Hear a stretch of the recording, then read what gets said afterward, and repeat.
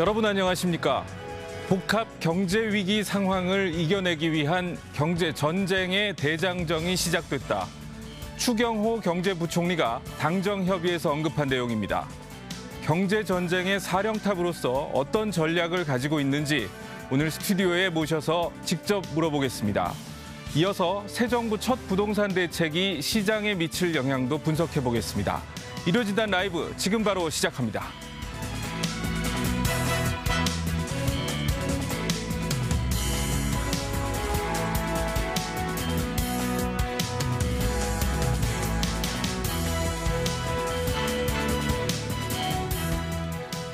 네, 추경호 경제부총리 겸 기획재정부 장관 모셨습니다. 어서 오십시오. 네, 반갑습니다. 네, 이제 취임한 지 한 달 보름 되셨는데 네. 뭐 매일매일 상황이 급변하다 보니까 정신없이 지내셨을 것 같아요. 어떠셨습니까, 그동안? 예, 제가 취임하는 당일날 5월 10일 날 국회에서 대통령 취임식 마치자마자 바로 사무실에 간부들하고 같이 지금 경제 상황이 굉장히 엄중하다. 그래서 우리 분해에 비상경제 TF를 꾸려라.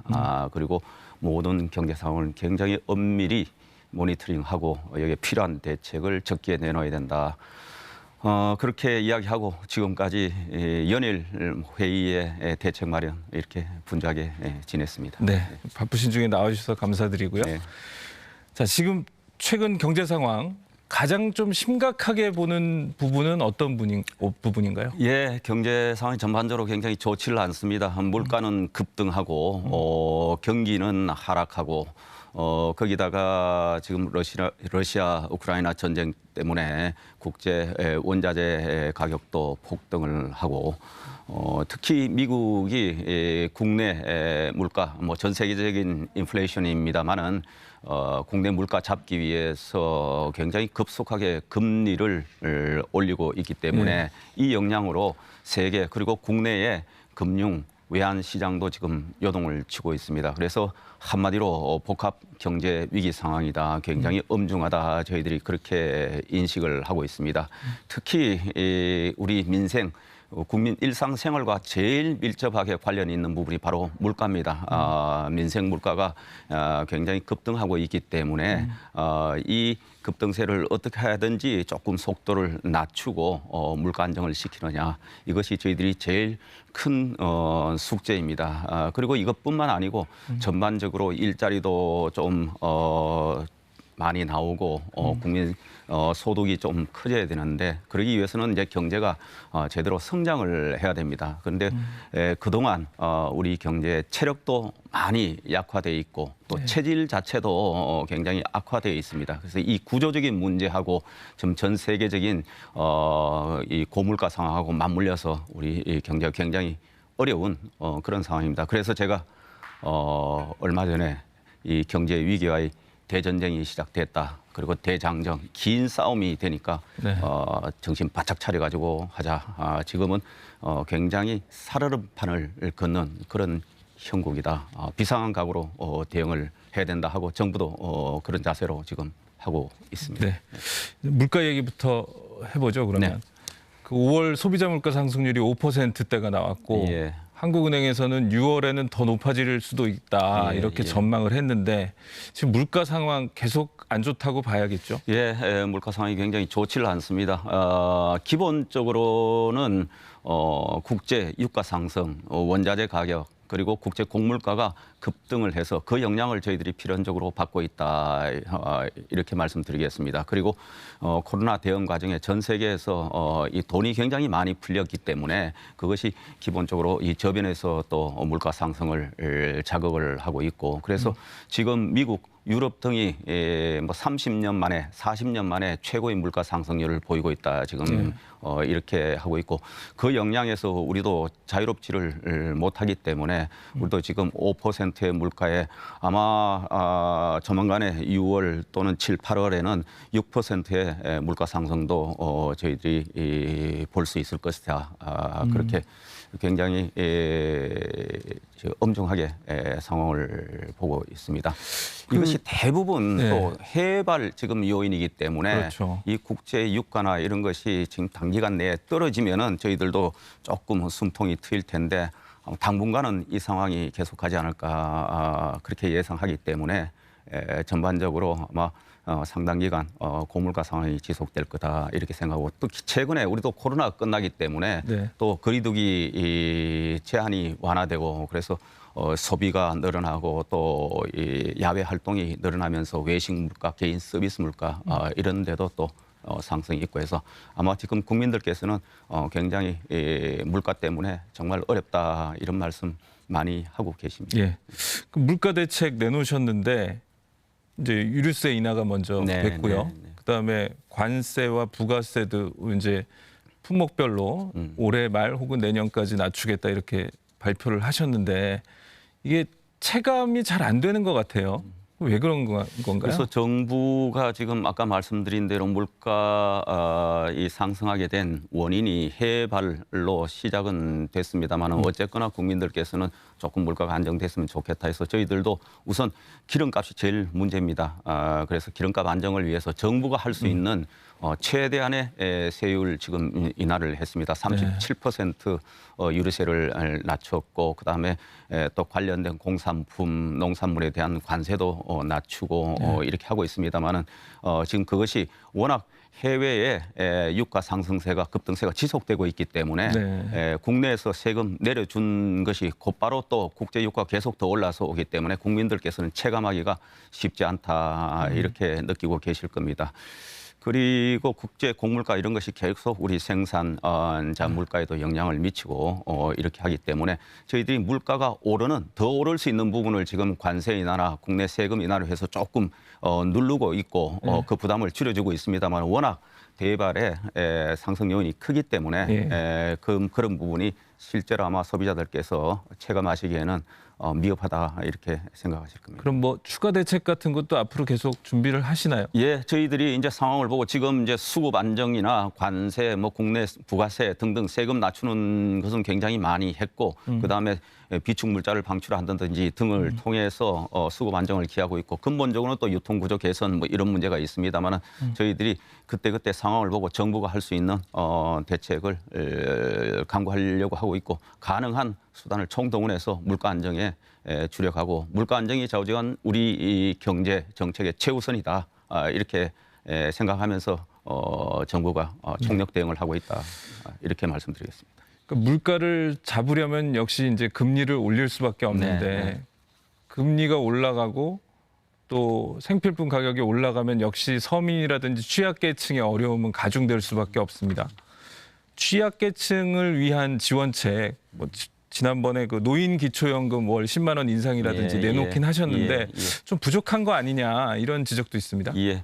그래서 말씀하신 대로 전반적인 물가 안정을 위해서는 주요 선진국이 다 제1로 하고 있는 것이 이제 금리 인상입니다. 그래서 우리도 우리 한국은행에서 한국은행 금통위에서 금리 인상으로 1차로 큰 경제 틀에서 대응을 하고 있고 저희들이 아까 말씀드린 대로 뭐 세금 인하나 등등 해서 대응을 하지만은 결국은 물가가 오를 때 제일 힘들 수 있는 부분이 바로 취약계층입니다. 물가가 오르면 실질 소득이 떨어지는 부분이거든요. 그렇죠. 그래서 지난번에 추경할 때도 1조 원의 돈을 투입해서 이 상대적으로 소득이 낮은 분들 한 230만 가구에 가구당 약 100만 원, 최대 100만 원을 지원하는 프로그램을 지금 실시를 하고 있고 이제 초기이기 때문에 아마 그분들이 혜택을 곧 개별적으로 다 받으시지 않을까 이렇게 생각하고 그다음에 또 여름에 되면은 에너지 이 사용과 관련해서 그분들이 굉장히 힘드십니다. 그렇죠. 그래서 에너지 바우처를 통해서 이 에너지 사용 부담, 전기료나 이런 데 부담을 좀 줄여주는 이런 대책을 하고 지난번에 사실은 저희들이 소상공인 자영업자 원인은 코로나 때문에 굉장히 어려운 분들이셨습니다만은 그분들한테 총 23조 원의 최소 600만에서 1,000만 원을 이렇게 지원해 주는 것도 그것도 아마 이 민생이 어려울 때 나름대로 그분들께서도 좀 도움을 받고 있지 않을까 이렇게 생각을 합니다. 그 물가 신경 쓰시다 보니까 또 경제단체장들 만나서 임금 인상이라든지 또 가격 인상 이런 거 좀 자제해달라 이렇게 요청을 하셨어요. 이건 뭐 우리나라뿐만 아니라 미국이라든지 다른 선진국도 다 비슷한 정책을 시행하고 있긴 하지만 그 급여 생활자 입장에서 보면 안 그래도 물가 올라서 힘든데 월급까지 올리지 말라고 하는 거 너무한 거 아니야? 또 이런 불만이 나올 수도 있거든요. 예, 이게 뭐 이 경제 이제 원리가 그런 겁니다. 물가가 오르니까 한쪽에서 오르니까 나도 올려야 되겠다. 그래서 연쇄적으로 가격 상승을 하게 되고 그럼 또 그렇게 가격 상승이 있으면은 우리 봉급 생활자나 이런 분들은 그럼 봉급도 또 올라야지. 예, 그래서 또 임금 상승으로 되고 그러면 이제 물가 상승에 임금 상승 이게 다시 또 물가 상승으로 되면은 경제가 정말 인플레에서 고물가에서 어느 누구한테도 도움이 되지 않는 모든 경제에 주름살을 입히는 그런 현상으로 나타난다. 그래서 저희들도 이 뭐 임금을 올리지 마라 하는 것이 아니고 임금을 과다하게 좀 안 올렸으면 좋겠다. 좀 생산성 범위 내에서 좀 올리고 설사 비용 상승 요인이 있더라도 기업이 투자나 이런 걸 통해서 생산성을 높이고 그걸 통해서 인상 요인을 조금 흡수를 해주라. 이게 서로 임금 인상으로 같이 또 특히 대기업을 중심으로 높은 임금 인상이 지금 막 연쇄적으로 발표되고 있는데 이러면은 전부 곳곳에 임금 인상으로 가고 그건 결국은 임금 수준이 상대적으로 낮은 계층 그리고 또 어려운 우리 경제 각 주체한테 더 어려움을 가중시킨다. 그리고 이런 면에서 우리 각자 조금 자제하고 요 시기를 조금 넘기면은 또 경제가 선순환될 수 있기 때문에 이런 부분에 관해서 서로 경쟁적으로 임금 인상에 나서고 하면은 결국은 다 도움이 되지 않는다. 다른 쪽의 가격 인상도 마찬가지다. 이런 차원에서 저희들이 함께 이겨내자 하는 차원에서 협조를 했던 겁니다. 그 환율 얘기 한번 해보겠습니다. 그 미국 달러에 대한 원화 환율이 장중 한때 1,300원을 넘어서기도 했는데 이게 1,300원이라는 게 좀 의미가 있는 게 IMF 외환위기 때도 그랬고 글로벌 금융위기 때도 그랬고 1,300원을 넘으면서 뭔가 위기가 닥쳤잖아요. 그래서 야 이것도 그렇게 심각한 위기 오는 거 아니야? 이렇게 생각하시는 분들이 많아요. 이 현재 환율 수준 어떻게 평가하고 계십니까? 예, 우선 뭐 환율 어느 수준이 적정하다, 높다, 낮다 이거 자체가 또 그렇죠. 그렇게 말씀할 수는 없죠. 외환 당국에서 무슨 가격을 놓고 타겟팅해서 관리하는 것처럼 되니까 직접 말씀드리기는 어렵습니다. 과거에 IMF 위기 때는 사실은 우리나라가 굉장히 좋지를 않았습니다.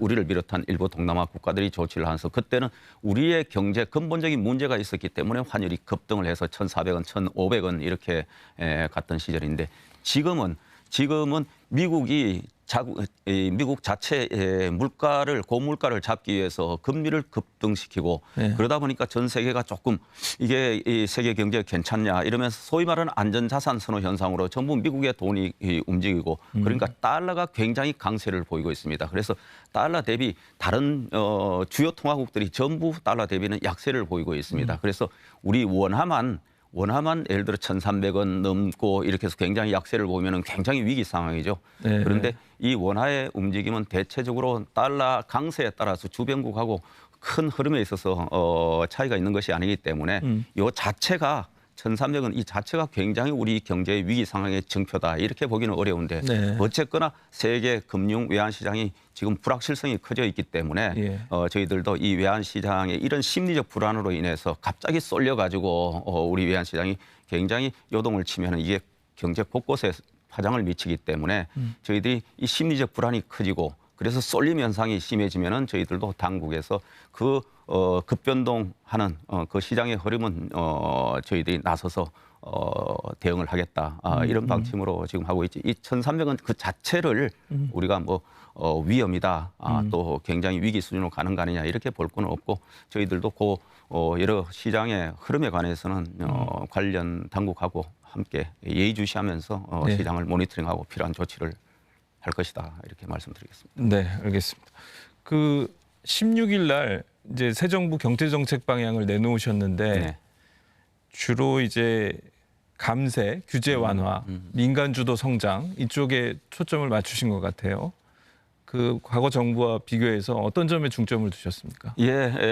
지금 우리 경제가 체질적으로 굉장히 약화돼 있는 데다가 체력 자체가 굉장히 소진돼 있습니다. 이게 무슨 말씀이냐 하면은 그동안 가계 부채가 굉장히 빠르게 늘어났습니다. 이 부동산 정책 실패로 인해서 이제 집을 사거나 집을 기초로 해서 담보를 해서 대출을 일으키려고 하니까 거기에 따른 대출이 굉장히 급증했던 겁니다. 또 하나는 경제가 어려운데 물론 코로나 상황 때문에 불가피한 측면이 없지는 않았습니다. 그런데 이 대응을 하면서 정부가 직접 나서서 빨리 뭘 해결하려고 하다 보니까 정부가 자꾸 개입을 하고 정부가 중심이 되고 거기에 재정을 투입하고 이 재정이 우리가 세금이 많이 저절로 거쳐서 대응한 것이 아니고 전부 빚내 가지고 대응을 하다 보니까 지난 정부의 출범 초기에는 우리 이 국가 채무가 660조였습니다. 그런데 마무리할 때는 1,060조, 70조가 됐으니 약 400조가 단기간에 이렇게 늘었다. 그래서 이렇게 국가 재정 중심으로는 대응할 수가 없다. 결국 일자리를 만들고 국가의 생산성을 높이고 경쟁력을 높이는 것은 그리고 투자를 하는 것은 결국 기업이다, 민간이다. 그래서 정부의 이 경제 정책의 중심을 정부 재정 중심에서 민간 시장 기업 중심으로 가야 되겠다. 그래서 기업의 투자를 유발하는 그런 대책을 하게 된 겁니다. 거기에 제1대책이 바로 규제를 대폭적으로 혁파를 해야 되겠다. 기업의 발목을 잡고 있는 이 족쇄를 풀어줘야 되겠다 하는 거고 또 하나는 기업들이 투자에 적극적으로 나서고 그다음에 연구개발에 나설 수 있도록 그래서 정부가 뭐 법인세나 또 기업 투자 촉진을 하는 그런 세제 지원 대책을 내고 있다는 말씀을 드리고 좀 더 구조적으로는 뭐 구조개혁 우리가 노동시장 그다음에 교육, 금융, 공공부문, 서비스 이런 쪽에 근본적인 개선을 통해서 우리 경제의 체질을 강화시켜야 되겠다. 이런 대책을 내놨다는 겁니다. 근데 이제 법인세를 낮춰주고 규제를 완화해주면 이제 기업들이 투자를 늘리고 일자리 사람도 더 많이 뽑고 이래야 되는데 생각보다 그 효과가 잘 나타나지 않더라 이렇게 보시는 분들도 있어요. 뭐 일부에서는 그런 견해가 있습니다.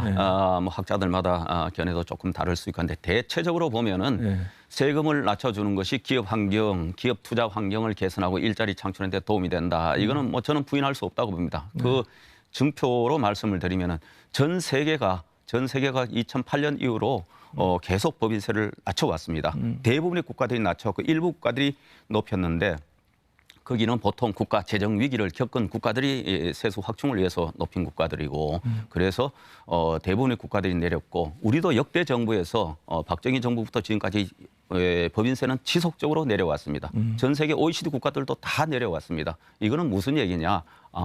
이 법인세가 기업의 경쟁력을 높이고 투자를 확대하고 경제 선순환시키는 데 도움이 되기 때문에 다 그러지 않았겠어요? 우리나라만 뭐 다 올리는데 우리가 내린다 그러면 이게 뭐냐 할 텐데 바로 그런 현상이고 특히 우리는 지금 법인세율이 OECD 평균보다 훨씬 높습니다. 그래서 최소한 우리 조세의 국제 경쟁력을 위해서도 기본적으로 OECD 평균 수준으로는 내려야 되겠다 해서 지난번에 현재 25%인 법인세를 22% 정도로 낮추려고 그렇게 발표를 했던 겁니다. 알겠습니다. 그리고 아까 앞에 말씀하신 것처럼 이 정부의 이제 기조 중에 하나가 재정 건전성 확보잖아요. 근데 상식적으로 재정이 건전해지려면 세금을 오히려 올려야 되는 거 아닙니까? 지금처럼 세금을 줄이면 뭐 물가가 오르니까 명목 GDP가 올라가서 뭐 괜찮은 부분도 있긴 하겠지만 전반적으로 재정 건전성을 달성하기가 힘들어질 것 같은데 이렇게 세금을 깎아주는 게 맞는 겁니까?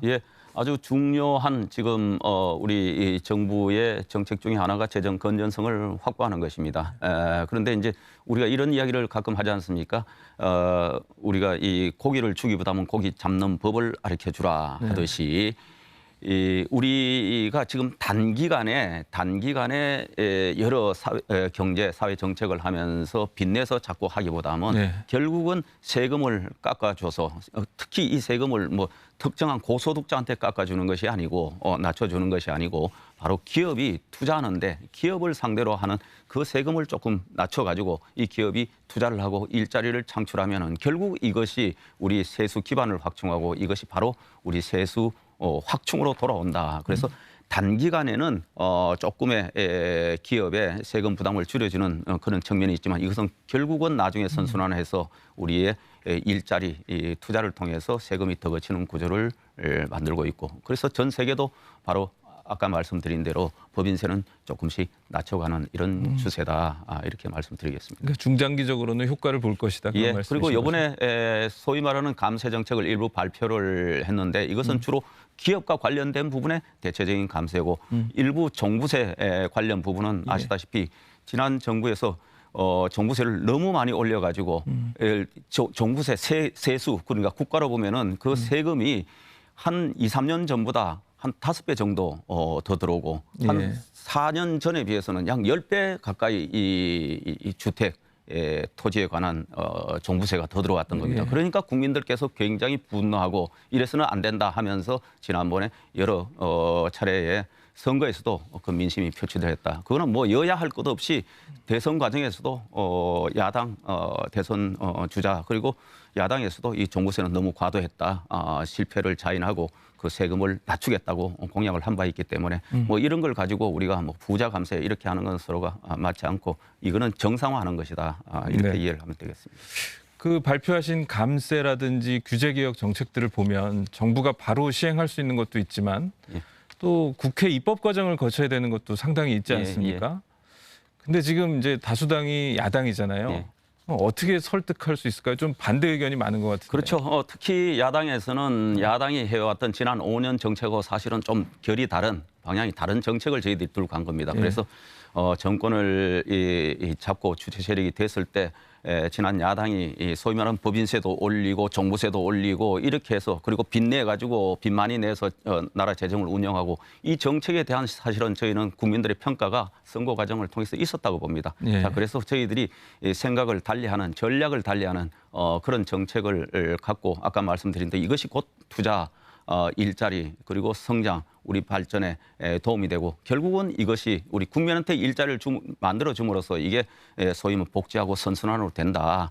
이런 측면을 저희들이 말씀을 드리고 이해를 구하고 그리고 또 아마 또 저희들이 이렇게 말씀드리면은 뜻을 같이 하는 분도 계시지 않을까 싶습니다. 여나 야나 국민들께서 좀 더 편안하게 좀 더 행복하게 또 일자리 많이 만들고 투자 일으키고 하는 데 대해서는 저는 반대가 없다고 봅니다. 그거는 뭐 여야 할 것 없이 같이 가야 될 목표니까 다만 그 방법론을 어떻게 하느냐 하는 것인데 지난 5년간에 했던 것보다 저희들은 조금 다른 방법을 하니 5년간의 평가를 받았으니 그보다는 변화가 있어야 되는 거 아니냐. 국민들께서도 그 변화를 요구하면서 저는 선거 투표를 했다 이렇게 보니까 이번에는 저희들이 생각하는 또 경제에 대체적으로 전문가들이 주류 경제학자들이 이야기하는 그런 방법론을 제시하니 좀 이해를 해주고 같이 힘을 좀 보태줬으면 좋겠다. 저희들이 끊임없이 찾아가서 말씀드리고 이해를 구하고 그렇게 할 예정입니다. 또 뭐 부총리께서 의정 생활을 경험을 하셨으니까 좀 타협을 이끌어내시는데 좀 더 잘 역할을 하시지 않을까 기대를 해보겠습니다. 최선을 다하겠습니다.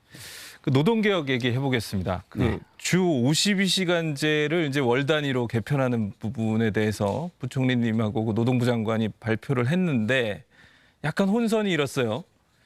그 대통령실 해명은 이게 최종안이 아니고 검토안이고 부총리에게 검토 좀 해보라고 한 것이다. 요렇게 해명을 했거든요. 그리고 어제 오후에도 또 추가 해명이 나왔어요. 역시 이제 이게 확정된 정부 방침이 아니라는 것을 얘기한 거다. 이게 단순한 혼선입니까? 아니면은 뭔가 이 주 52시간제 완화를 좀 뭔가 해보려는 시그널을 주시는 겁니까? 이거 어떻게 해석해야 됩니까? 제가 보니까 혼선은 아니고 약간의 이 어법에서 좀 차이가 있었는데 그 해석이 조금 달랐던 것 같습니다. 기본적으로 정부에서 우리 노동시장에 대한 문제를 인식하고 더 유연화돼야 된다 하는 데 대해서는 뭐 강한 의지가 있고 또 그것은 뭐 현재 우리 경제계나 전문가 뭐 저는 일부 근로자들도 그것을 굉장히 원하는 방향이다 이렇게 생각을 생각을 합니다. 네. 저희들도 주 52시간제 이과 관련해서 이 주 52시간이 너무 획일적이고 경직적으로 운영되고 있다. 여기에 문제의 인식을 갖고 있는 것입니다. 네. 우리 장시간 근로는 지양이 돼야 되고 앞으로 근로 시간은 조금씩 계속 점차적으로 줄여가야 된다. 이거에 대해서는 저희들도 공감을 하고 있는 겁니다. 그래서 주 52시간제가 시행이 됐고 이 52시간제가 너무 획일적으로 되고 있기 때문에 이게 주 단위로 있는 것은 이거 범위를 좀 넓혀야 되는 거 아니냐. 여기에 문제 제기를 하고 여기에 이제 민간 전문가들하고 노사와 같이 앉아서 이 부분에 관해서 유연성을 더 높이는 이 부분에 관해서는 뭔가 개선이 있어야 된다. 이건 이 주요 선진국에 비해서도 우리가 너무 짧고 경직적이다. 여기에 대해서 이제 문제 제기를 하고 방향성을 제시를 했는데 그 월 단위 또는 그 이상이 확정인 것처럼 이렇게 이제 인식이 될 수 있으니 그거는 좀 더 대화를 해서 지금 현재 경직적인 부분은 유연하게 해야 된다. 이 방향성으로 가되 어떻게 할지는 노동계 그리고 전문가들하고 이야기를 해서 최적의 방안을 찾자. 이것이 정확한 뜻이다. 이렇게 생각하면 되겠습니다. 근데 이제 좀 장관이 발표했는데 공식적으로 이게 어떻게 최종안이 아닐 수 있지? 이런 이제 의문이 생기는 건 어쩔 수 없는 것 같아요. 장관도 네. 월 단위로 하겠다. 이렇게보다는 월 단위 또는 이게 유연하게 해야 된다. 아마 그런 취지로 이야기한 것을 그 뜻을 이제 언론에서 같이 해주고 아마 청와대나 지금 청와대 뭐 대통령실입니다만 대통령실도 같은 취지로 이야기를 했는데 그것이 이제 모든 게 끝이고 법문안이 확정된 것처럼 월 단위로 이렇게 되니까 그 부분에 관해서는 오해가 좀 있다. 그 부분에 관해서 서로 아마 워딩에 이 어법에 좀 조율이 있지 않았나 표현에 그런 생각입니다. 아마 고용부 장관은 고용부 장관대로 그 의지를 이야기했는데 그것이 약간의 미세한 표현의 차이가 좀 있었지 않았나 그런 생각입니다. 알겠습니다. 그 이제 본격적인 여름 더위가 이제 시작이 되는데 전기 수요도 급증할 것 같고 전기요금 또 인상을 해야 될 요인들은 이제 안팎으로 발생을 하고 있는 것 같습니다. 그렇습니다. 이 전기요금 인상 어떻게 당장은 좀 막아 놓으셨는데 올릴 수밖에 없는 겁니까? 어떻습니까? 예, 결론은 뭐 전기요금 좀 인상을 해야죠. 그런데 아시다시피 이 전기요금 올리게 된 이 인상 요인이 누적된 것은 지난 5년 동안 사실은 이 잘못된 에너지 정책 때문에 이것이 이런 현상이 생겼다. 즉 무리하게 탈원전을 하니까 사실은 가장 청정연료고 가장 값싼 원료인데 이것을 원전을 짓는 것도 중단시키고 또 준공 시기도 늦추고 그다음에 상대적으로 비싼 LNG를 더 쓰게 하고 신재생을 무리하게 또 올리고 이러다 보니까 발전 단가가 싼 원전 발전 비중을 오히려 줄이고 이런 데를 올리니까 여기에 국제 유가나 LNG 가격이 안정될 때는 아무 문제가 없는데 지금과 같은 이렇게 LNG 가격이 급등하고 이렇게 되니까 발전 단가가 폭등할 수밖에 없다. 그러니까 이제 한전이 지난해부터 금년까지 분기별로 5, 6조, 7, 8조의 적자를 누적시키고 있으니 이 부분을 치유해야 되겠다. 그래서 좀 이 굉장히 아쉬운 부분은 그동안의 에너지 정책에 대한 아쉬움이 있고 지금 그렇다고 해서 당장에 무슨 이 적자 기업을 파산시킬 수도 없고 하니까 우리 이 전기는 또 얼마나 우리 소중한 에너지 이 자원입니까? 국민들이 늘 일상으로 쓰시는 부분이기 때문에 그래서 올리는 거는 좀 불가피하지만은 올리더라도 왜 이렇게 적자가 됐는지 그리고 이 부분에 관해서 좀 한전이나 이런 데서도 국민들이 올리더라도 이해할 만한 그런 자구 노력이나 스스로에 대한 자성이 필요하다. 그래서 뭐 불필요한 자회사를 매각한다든지 이제 성과급을 뭐 동결하고 일부는 반납하고 뭐 이런 이제 여러 자구책을 지금 제시를 한 상황입니다. 저희들도 차일피일 미룰 수 없기 때문에 조만간 적정 수준의 전기요금 인상안을 발표할 예정입니다. 뭐 한전을 비롯해서 공공기관 개혁 강하게 지금 추진하고 계시는데 구체적으로 어떤 조치가 그러면 취해지는 겁니까? 이 공공기관 방만 경영도 지난 5년간 정말 심각했습니다. 지난 5년간 인원은 12만 명이 공공기관에서 늘어났습니다. 그리고 부채는 84조가 늘어났습니다. 그런데 이 생산성이라는 것은 급전직하로 떨어졌습니다. 2017년에 공기업 1인당 영업이익 내던 그 규모가 약 1억 원 가까이 내던 게 근자에는 150만 원으로 확 줄었습니다. 이렇게 전반적으로 방만 경영 비효율이 늘어났기 때문에 이 부분에 관해서는 뭔가 대대적인 변화가 있지 않고는 안 되겠다. 이거 다 국민 세금이거든요. 예. 그런데도 그들은 이 공공기관에 종사하는 분들은 이 보수 수준은 오히려 대기업보다도 높고 중소기업의 2.2배나 됩니다. 이래 가지고는 안 되겠다. 그래서 제가 방만 경영 공기업의 파티는 끝났다고 말씀을 드렸는데 이 소위 말해서 이 비핵심 업무는 좀 줄이고 이런 사업 영역은 좀 축소하고 업무 또 서로 중복되는 거는 서로 좀 없애고 이렇게 해야 되겠다 하는 차원에서 그리고 또 재무적으로 굉장히 적자가 많고 부채가 누적되기 때문에 재무 위험이 높은 기관들은 특별히 집중 관리를 해야 되겠다. 이런 여러 대책을 저희들이 순차적으로 제시를 하고 발표해 나갈 예정입니다. 뭐 방만 경영을 당연히 이제 효율화하는 건 필요하겠지만 공공기관을 유지하는 이유는 뭐 공적인 책무가 크기 때문에 그런 거 아니겠습니까? 예, 그렇습니다. 너무 효율화만 강조하다 보면 이게 또 그 일부를 뭐 민영화한다든지 이런 식의 또 논리로 이어지진 않을까 이렇게 우려하시는 부분도 과거 정권 때도 좀 그랬던 부분이 있었고 제가 분명히 말씀드리겠습니다. 지난 지방선거 때도 야당에서 그 주장을 했는데 분명히 말씀드릴 것은 우리 국민 전반에 아주 기본적인 우리 사회 서비스를 제공하는 필수적인 서비스를 제공하는 공기업들 특히 철도, 전기, 가스, 공항 즉 이런 데 대한 민영화는 검토한 적도 없고 앞으로도 검토할 계획이 전혀 없습니다.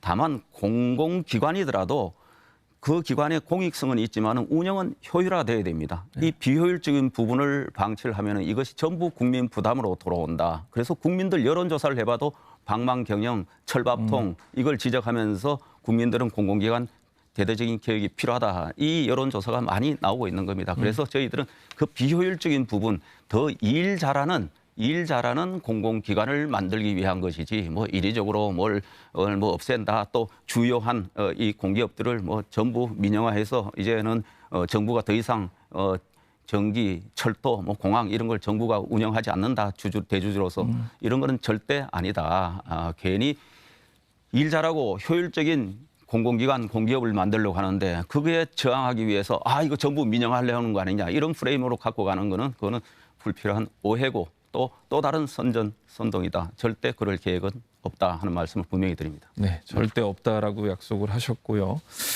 자, 경제 불확실성이 너무 커져가고 있고 국민들 참 불안합니다. 마지막으로 국민들에게 전하고 싶은 말 있으면 좀 한마디 해주시죠. 예, 경제 상황이 굉장히 어렵습니다. 물가는 오르고 경기는 점점 좋지 않아지고 그런데 문제는 이런 것이 어쩔 수 없는 대발 요인이더라도 저희들이 대내 여건을 점검해 보면은 이거는 상당 기간 오래 갈 가능성이 크다. 그래서 허리띠를 바짝 졸라매야 된다 이렇게 생각합니다. 좀 더 우리가 긴장을 해야 됩니다. 정부는 물가 안정을 최우선에 두고 할 수 있는 모든 조치를 하겠습니다. 정부가 먼저 나서겠습니다. 그리고 지금도 하고 있습니다. 앞으로 더 하겠습니다.